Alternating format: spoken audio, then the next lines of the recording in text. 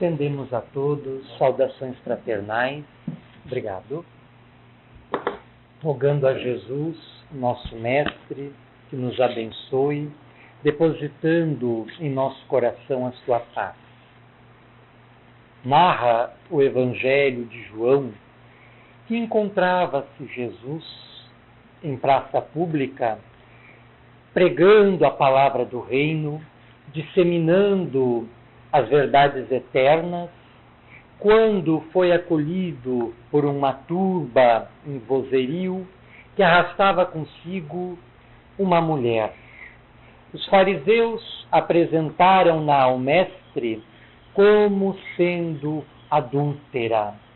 E na tentativa de surpreender o Cristo em erro com a antiga lei, a lei mosaica, das quais os fariseus eram os mais fiéis representantes, disseram que Moisés mandava que se lapidasse, se atirasse pedra naquela que havia incorrido no erro do adultério. E o Cristo mergulhou dentro de si mesmo, em estado de profunda meditação, e parou, percorrendo seu olhar por entre a turba aturdida, desesperada, cheia de ódio, agitada, desejosa de levar a mulher, que errou à morte. E, depois de voltar da sua concentração, asseverou o seguinte: aquele que estiver sem pecado, que atire a primeira pedra. Após esta frase de impacto, a multidão silenciou. E narra o dito Evangelho que o Cristo assentou-se, tomou de um graveto e passou a rabiscar na terra. O espírito miramês, na obra Christos, psicografia do médium João Nunes Maia, explica que neste momento Jesus, penetrando no ádito das almas, na intimidade das consciências e vasculhando, sobretudo, na mente enfermiça dos fariseus, aqueles que possuíam a sua consciência mais comprometida para com as divinas leis, passou a identificar-lhes os erros e a desenhá-los na areia da praça, e as pessoas, à medida que viam no desenho o reflexo dos seus erros, caíam em si e viam o erro em que se encontravam, o erro da sua conduta em querer recriminar alguém, possuindo também erro muito maiores. E, a partir daquele momento, narra ainda o Evangelho de João, que as pessoas foram se afastando dali, das mais velhas às mais novas, restando apenas a mulher e o Cristo. Quando não havia mais ninguém, somente ambos, o Cristo volta a si e pergunta à mulher: onde estão todos? E ela responde: já foram. Ninguém lhe recriminou. Ela disse: ninguém. Eu também não o faço. Vá em paz e evite errar novamente. Eis um dos relatos mais sublimes dos 4 evangelhos, em que o Cristo, portador de uma sabedoria infinita, transcendente, superior, consegue ministrar uma lição que ficou indelevelmente marcado nas memórias das pessoas que participaram daquele evento e também nos anais históricos dos evangelhos que o consagraram, guardando-o para a posteridade, chegando até o nosso conhecimento. É curioso ainda refletir que não foi dos fariseus tão ciosos da lei antiga, do farisaísmo, do mosaísmo, do judaísmo, interrogar-se onde encontrava-se o adúltero. Estavam preocupados apenas no contexto histórico da época, uma sociedade patriarcal, machista, em condenar a mulher que havia se enganado. E não se perguntaram em nenhum momento onde estava o homem que fora partícipe no erro.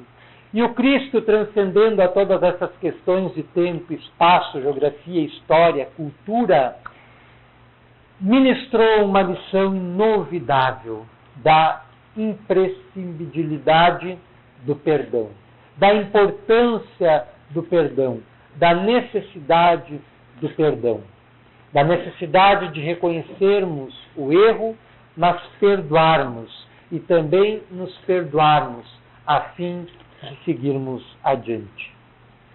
O Espiritismo, odiernamente, nos apresenta um material mais amplo a fim de refletirmos sobre a necessidade do perdão, esclarecendo a nossa condição de espíritos imortais e reencarnantes, portanto, herdeiros de um passado de erros, de desenganos que nos arrastaram para a vida presente, com toda a sorte de dificuldades que enfrentamos como reflexo desse passado, por ocasião do cumprimento das divinas leis, que acarretam para nós, no hoje, as consequências das nossas ações anteriores, pregressas, em sua grande maioria oriundas de existências anteriores, nas quais falimos, nas quais erramos, e cujo reflexo se verifica no presente com o abrandamento da misericórdia divina, que nos chama ao supremo resgate e ao supremo encontro conosco mesmo e a solução de todas as nossas dificuldades do passado, nos realinhando com a harmonia que deve se estabelecer nas nossas consciências. A dívida, o erro, é como se fosse uma desarmonia nas vibrações da nossa alma que precisam voltar à harmonia.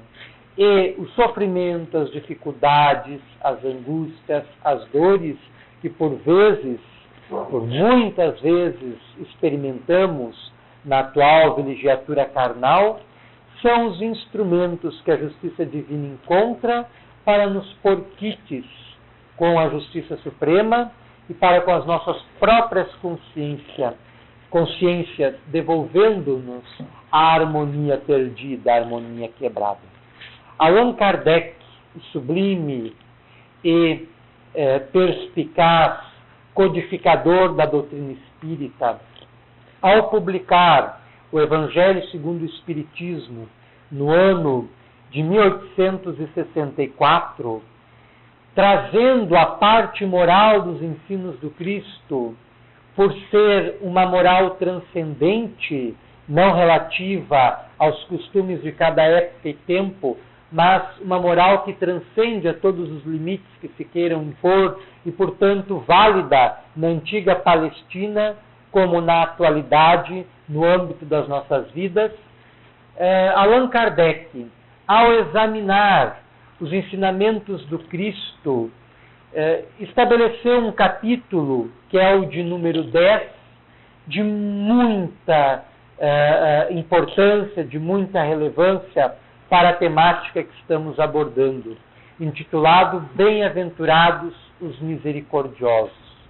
É uma expressão dita pelo Cristo quando promoveu o Sermão da Montanha, o seu famoso Sermão do Monte, em que ele afirmava que seriam bem-aventurados os misericordiosos porque alcançariam misericórdia, e que nós podemos encontrar no Evangelho de Mateus, no capítulo 5, no versículo 7. Bem-aventurados os misericordiosos porque alcançarão misericórdia.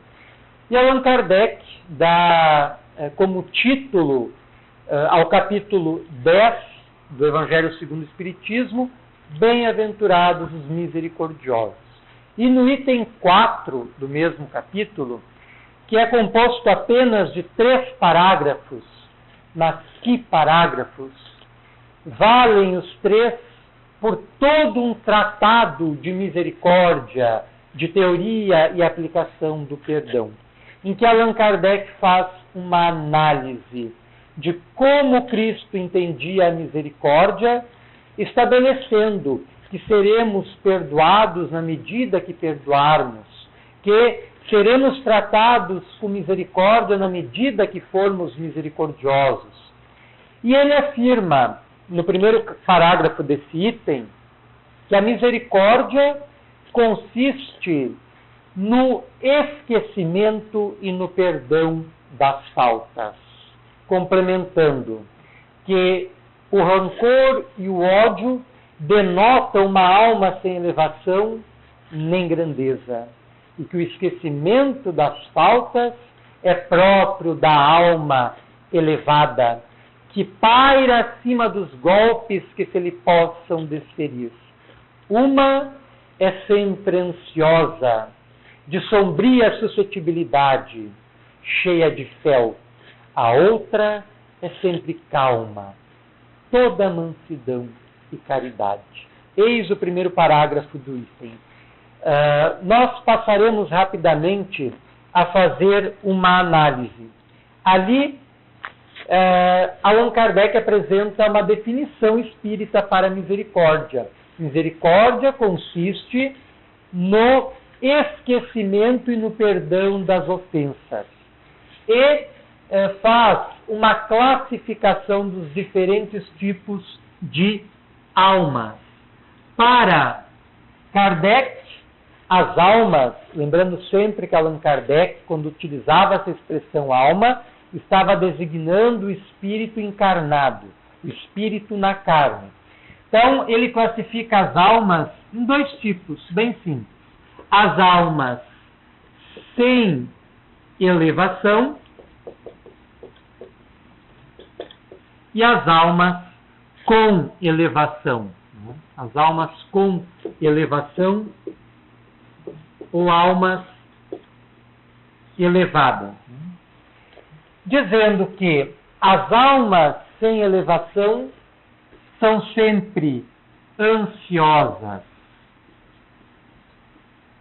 são cheias de ansiedade, de angústia, de tormentos íntimos, e por não terem elevação, não possuem os recursos para trabalhar essas dificuldades íntimas, para trabalhar os dramas interiores de si próprias, necessitando buscar o esclarecimento, o autoconhecimento, a autoanálise, a oração, para conseguirem burilar as suas ansiedades e libertar-se delas. As almas sem elevação são ainda, segundo Allan Kardec, cheias de sombria suscetibilidade.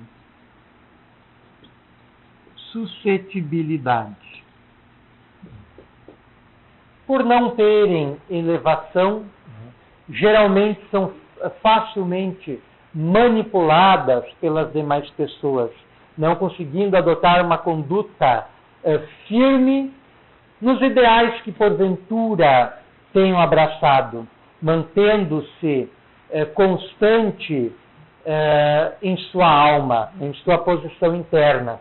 Então são facilmente influenciáveis, sobretudo por terem muitas suscetibilidades, se magoam com muita facilidade, não suportam a brisa fraca de uma crítica que já desabam, porque são cheias de suscetibilidades, suscetíveis à mágoa, suscetíveis à incompreensão, suscetíveis ao ódio, suscetíveis ao rancor, como Allan Kardec colocou. O ódio e o rancor sempre denotam alma sem elevação. E ainda dizia o mestre Lyonès que as almas sem elevação, além de serem sempre ansiosas, de sombria suscetibilidade, se irritam com muita frequência, não têm calma, não têm paz, são cheias de fel. Cheias de fel, como dizia Allan Kardec, são cheias de fel, de ódio. O coração abriga de forma abundante ódio, fel, que se transborda no contato com as outras pessoas. São pessoas agressivas por rotina já. É o comportamento padrão. Quantas pessoas nós identificamos assim no nosso convívio, que são bilhosas, irritadiças, cheias de fel, que sem nada que justifique, respondem com pedradas, com agressões, com ataques. Então, isso tudo caracteriza as almas sem elevação. As almas com elevação denotam no seu comportamento, na sua conduta, na sua posição, sempre calma. São calmas, são serenas, são tranquilas, porque já libertas das sombras do seu passado, libertas das suas ansiedades, das suas incompreensões, dos seus problemas. Não que não tenham problemas, até porque essa é uma característica comum de todos aqueles que se encontram encarnados. Todo espírito que está encarnado sofre o impacto de uma conjuntura problemática, que são os meios para evoluir, são os meios para engrandecer-se, mas mantém calma ante os problemas e encontra dentro de si os meios para superar os seus dramas interiores. Então, as almas com elevação são sempre calmas. Toda mansidão, diz Kardec, toda mansidão e toda caridade. Toda mansidão, toda caridade. Esta aqui, sem dúvida nenhuma, era a característica máxima do Cristo, a mansidão. Nenhum dos 4 evangelhos dá notícia de um momento de ira, de revolta, de ódio do Cristo. Mesmo sendo vilipendiado, atacado, criticado em todo momento da sua missão terrena, manteve sempre a mansidão. Porque a mansidão não era para ele, como para muitos de nós, apenas um verniz. Era algo que já estava estabelecido nas profundezas do seu ser, da sua alma, e se irradiava com naturalidade. As almas com elevação são toda a caridade. Nós muitas vezes, equivocadamente, associamos caridade à assistência social, confundimos caridade com assistência social, em ajudar aqueles que estão precisando de alguma coisa, geralmente material, roupa, agasalho, comida, remédio, etc. Mas Allan Kardec, no Livro dos Espíritos, na questão 876, pergunta qual o verdadeiro sentido da palavra caridade, tal qual Jesus a entendia. E em nenhum momento da resposta os espíritos citam a assistência social, a ajuda material. Os espíritos estabelecem 3 itens. A indulgência para com as faltas alheias, o perdão das ofensas e o bem para todos. É claro que aí está enquadrado a assistência material para aqueles que necessitam. Mas, em primeiro lugar, os espíritos definem como caridade a indulgência para com as faltas alheias. E nós muitas vezes não conseguimos ser indulgentes, nem conosco, muito menos com os outros. O perdão das ofensas. Da mesma forma, não conseguimos nos perdoar, quem dirá os outros. E o bem, a benevolência para com todos. São esses 3 itens que se encontram nessa resposta dos espíritos ao questionamento de Kardec, questão 886 do Livro dos Espíritos. No segundo parágrafo do item 4 do capítulo 10 do Evangelho segundo o Espiritismo, Allan Kardec, seguindo a sua análise da misericórdia, lamenta a condição de muitos homens que se encontram nessa classificação, são almas sem elevação, que não conseguem perdoar. E dizem isso, propalam isso aos quatro ventos. Eu não perdoo, não consigo perdoar, não vou perdoar jamais. Mas a vida é feita de idas e vindas, né? De voltas e reviravoltas. E o perdão é uma necessidade que nós encontramos no caminho. Mesmo quando é de uma dificuldade imensa para nós perdoar, seja nós mesmos ou alguém que nos feriu. Então, nesse segundo parágrafo, Allan Kardec lamenta as pessoas que não conseguem perdoar. E no terceiro parágrafo, ele esclarece que existem dois tipos de perdão. Um próprio das almas sem elevação e outro característico das almas com elevação. O perdão das almas sem elevação é um perdão falso. É aquele perdoo, mas não esquecerei jamais. Perdão sem esquecimento do que foi feito de errado não pode ser tido como perdão. Outro tipo de perdão equivocado, citado por Kardec, é aquele perdão humilhante, que pisa em cima da pessoa, que faz ela sentir-se mal. São duas formas equivocadas de perdão. Ou aquele perdão falso, que perdoa, mas não perdoa de verdade, e aquele outro perdão que revela mais o orgulho ferido, que obriga a pessoa a humilhar-se para retratar-se. E o perdão, o segundo tipo de perdão, que é o perdão verdadeiro, o perdão das pessoas sem elevação, é aquele que acontece de forma natural.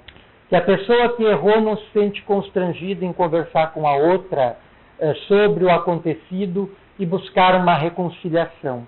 Esse é o perdão verdadeiro. E é o perdão conferido pelas almas elevadas. Mas nós sabemos o quão é difícil perdoar. Analisando a nossa existência, em inúmeros momentos nós identificamos eventos que nos desagradaram, pessoas que nos feriram, entes queridos que nos traíram, e é muito difícil o perdão. Mas nós necessitamos perdoar. O perdão é uma aprendizagem. No final da década de 70, já no início da década de 80, uma história trágica acometeu uma família paulistana. Era um casal que possuíam 6 filhos. A caçulinha tendo apenas 5 anos, recém começando aí no jardim de infância. E o marido, em função dos problemas que frequentemente surgem na vida conjugal, na vida do casal, quando não impera a harmonia, o mútuo entendimento, foi lentamente afastando-se de casa, conheceu uma outra mulher, interessou-se por ela e já não estava praticamente mais morando em casa, vindo esporadicamente. E com isso, a menininha, que era muito apegada ao pai, foi emurchecendo como uma flor quando lhe faltam os recursos necessários para a sobrevivência, a água, os raios solares, o calor do sol, etc.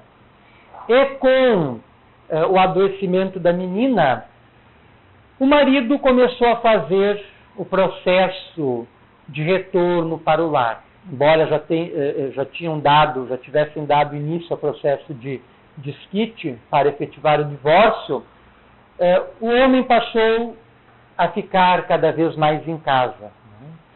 Passava os fins de semana, depois passou a ficar permanentemente e disse para a menininha: filhinha, se ante as dificuldades da vida ou alguma ocorrência má que lhe prejudique, tu não puderes perdoar, apenas desculpe, porque a desculpa já é um caminho para se chegar até o perdão.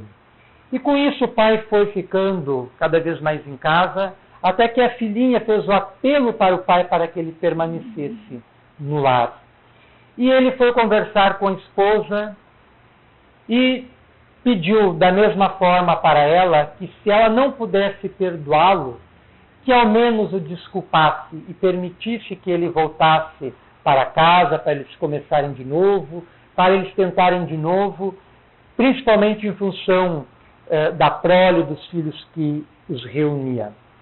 E a esposa assentiu, já que era uma pessoa boa, afável, carinhosa, e voltaram a ter uma vida mais ou menos harmoniosa.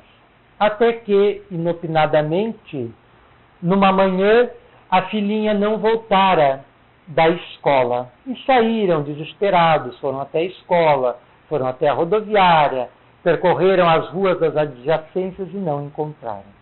A criança desaparecera. Semanas depois, surge uma notícia chocante. Algumas crianças encontraram no matagal próximo o corpo da menina despedaçado, em condições terrificantes. E aquilo foi um choque para a família. E estabelecido o inquérito policial, o delegado encarregado, investigando o caso, conseguiram chegar até a amante do homem que confessou o crime, que disse que não suportava ficar longe do mesmo e que aquela criança que roubara o seu afeto do seu convívio deveria pagar com a vida para nunca mais fazer aquilo com quem quer que fosse. E a vontade do homem, com a consciência pesada pela culpa que sentia, era de avançar na mulher, ir até a delegacia, matá-la e depois matar. Foi quando a família ouviu falar de um homem bom, que residia em Uberaba e que recebia comunicados mediúnicos dos entes queridos que se partiram, sobretudo daqueles que abandonaram a vida em condições tão angustiantes e lamentáveis como estas. E reunindo recursos, movimentando esforços, demandaram Uberaba, e lá chegando numa sexta-feira à tarde, foram atendidos pelo médium mineiro Francisco Cândido Xavier, e a mulher, ao chegar ao médium, apenas conseguiu dizer o seguinte: Chico, mataram a nossa filhinha. E Chico pôs a mão sobre a mulher e disse: minha irmã, tenha fé em Deus. A nossa Margarida está bem. Ela encontra-se aqui. Ela continua viva. Tenha fé em Deus. E na madrugada daquele mesmo dia, na madrugada de sábado, sexta para sábado, a esposa e o marido foram chamados porque Chico Xavier havia recebido uma psicografia da menina, que quando encarnada, recém havia conseguido aprender as primeiras letras. E a mulher não conseguia descrever o alívio, a alegria, a satisfação de receber aquela página mediúnica através do Chico Xavier. E a mensagem dizia assim: papai, mamãe, estou muito bem. Se machucaram meu corpo, não sei. Não guardei consciência de nada. Lembro-me apenas que me chamaram no portão da escola, eu acompanhei, entrei no carro, e a partir desse momento não lembro mais nada. Se meu corpo ficou despedaçado, quebradinho, não sei, não senti nada. Apenas senti muita saudade, pai, ao despertar na espiritualidade. Fui acolhido por vovó Felicidade, que me recebeu nessa nova morada e me esclareceu que eu me encontrava num hospital recebendo atendimento e que assim que fosse oportuno me levaria ao encontro do papai e a mamãe. E, a par disso, fui acolhido por uma titia Lídia, que não conheci vida, mas que me esclareceu ser a sua irmã, mamãe. E a partir dali a menina passou a citar na carta muitos fatos particulares que eram só conhecidos da família e citou o nome dos irmãos, dos 5 irmãos, em ordem decrescente, do maior para o menor, e pediu para o papai da seguinte forma: papai, se não podes perdoar alguém que nos fez mal, pelo menos desculpe, porque a desculpa é o caminho para chegar até o perdão, conforme tu me ensinaste quando viva na carne. Eu estou bem. E despediu-se, mandando beijos e abraços para o pai, para a mãe e para os irmãos. A partir daquele momento, o casal não conseguiu perdoar a mulher que lhes privara da vida terrena da filhinha amada, mas fizeram um esforço tremendo para desculpá-la. Uma alma sem elevação, ignorante, doentia, vítima de si própria, do amor enlouquecido, do ódio, do rancor, da raiva, que denotam as almas sem elevação, primitivas, conforme esclarecia Allan Kardec. O Cristo, há 2 milênios, vem nos ensinando a terapia do perdão, a necessidade que nós temos de conseguir nos perdoarmos para nos libertarmos de algum equívoco que nos aprisiona ao momento do passado, arrebentando as algemas que lá nos prendem, a fim de seguirmos além, a fim de seguirmos adiante. Jesus, em ministrando os seus ensinos espiritualizantes, foi interrogado certa feita por Pedro: quantas vezes seria necessário perdoar alguém que tivesse feito alguma coisa de errado para conosco? E complementa a pergunta ao apóstolo: deveremos perdoar até 7 vezes? E o Cristo responde: Pedro, não te digo que até 7 vezes deveremos perdoar, mas até 70 vezes 7 vezes, dando a entender que o perdão deve ser constante, deve ser de todos os momentos, para que atinjamos a condição das almas nobres, das almas elevadas, que, conforme definia Kardec, consegue pairar acima de qualquer golpe que lhe seja desferido, não se magoando, não se melindrando, não se machucando por dentro.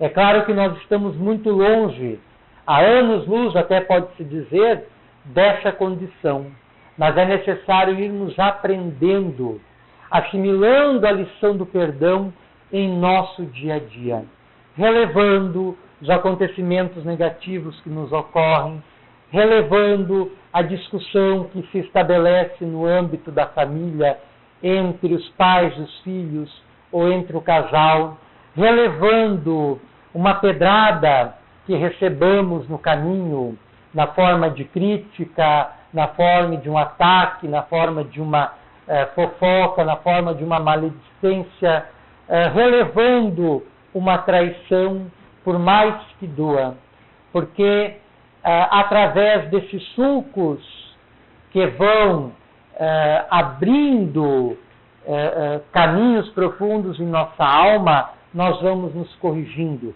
nós vamos nos melhorando, nós vamos nos planificando, nós vamos nos elevando.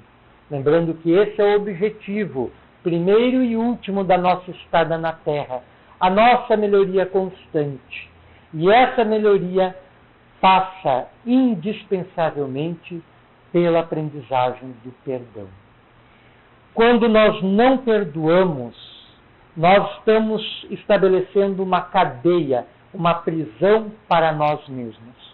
E aí nós encontramos férteis e profícuos relatos nos mais diferentes romances espíritas, nos romances do espírito Victor Hugo, pela médium Zilda Gama, ou pelo médium Divaldo Pereira Franco, como Ar do Ascensão, ou do Calvário ao Abismo, ou ainda Paras em Redenção, ou em livros psicografados pelo Espírito Lúcius através da médium Gíbia Gasparetto, como Laços Eternos, por exemplo, em que demonstram a importância do perdão e a sua necessidade, porque aqueles que não conseguem perdoar estão criando algemas para si próprios e necessitam vir muitas vezes para a Terra a fim de romper esses grilhões, a fim de romper essas algemas, a fim de arrebentar essas cadeias,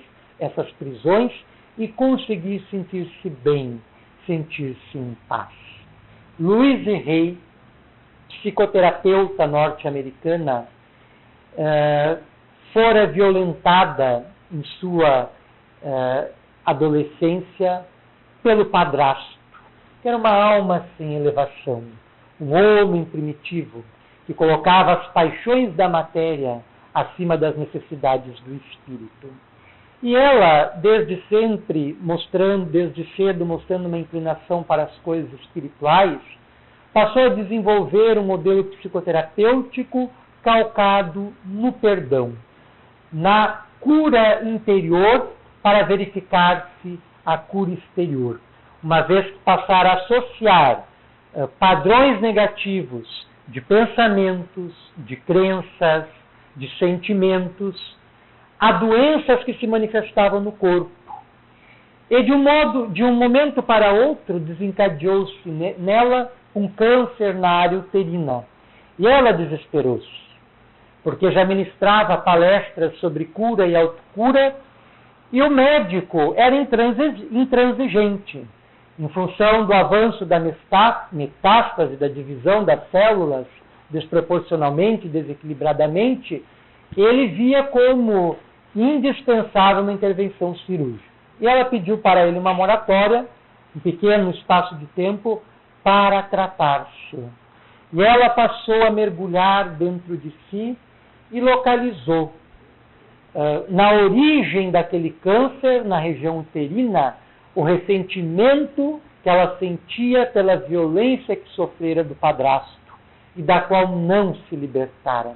Desde a infância, ao longo de toda a sua vida, até os 30 anos, mantendo aquele ressentimento, aquele ódio silencioso e inconsciente para ela, porque ela acreditava já ter perdoado, mas inconscientemente não. No seu coração, o padrasto ainda não estava perdoado e aquele ressentimento se materializou na forma de um câncer. E ela passou a libertar-se daquele ressentimento, através de um processo de autoconhecimento e autocura interior. E passado o prazo da moratória, compareceu ao médico de novo, fez os exames de praxe e, para a surpresa do médico, ela estava curada, sem o mínimo sinal de câncer. Então, o perdão é uma força muito poderosa, que nós estamos longe de conseguir penetrar profundamente. E assim como é importante perdoarmos os outros, é imprescindível perdoarmos a nós mesmos, porque senão não conseguimos evoluir, não conseguimos ir adiante em nossas vidas espirituais. E a mensagem evangélica do Cristo, que está presente no mundo há 2 milênios precisamente, é uma mensagem de amor, de auto-amor, de perdão e de auto-perdão. Não foi de ódio a postura do Cristo quando encontrava-se no trajeto do Calvário, muito menos quando fora crucificado na cruz.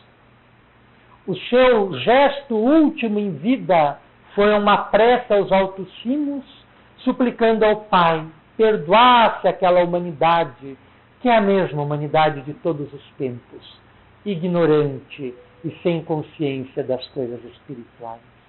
Então, o Cristo não só nos ensinou, mas exemplificou principalmente o amor e o perdão, tentando fazer com que seja a nossa conduta do dia a dia o amor e o perdão. Nós agradecemos a generosa atenção de todos e rogamos a Jesus, o nosso Mestre, que nos abençoe e que nos auxilie nessa aprendizagem tão difícil, a perdoarmos os nossos semelhantes e, principalmente, a conseguirmos nos perdoar das culpas, dos erros que cometemos por sermos ainda seres muito ignorantes e imperfeitos, a fim de seguirmos adiante no processo de desenvolvimento e amadurecimento espiritual, elevando as nossas almas até as regiões sidéreas, onde amanhãs radiosos nos aguardam após as caminhadas difíceis que encetamos na atualidade terrena. Que Jesus nos abençoe, nos concedendo muito amor, paz e perdão.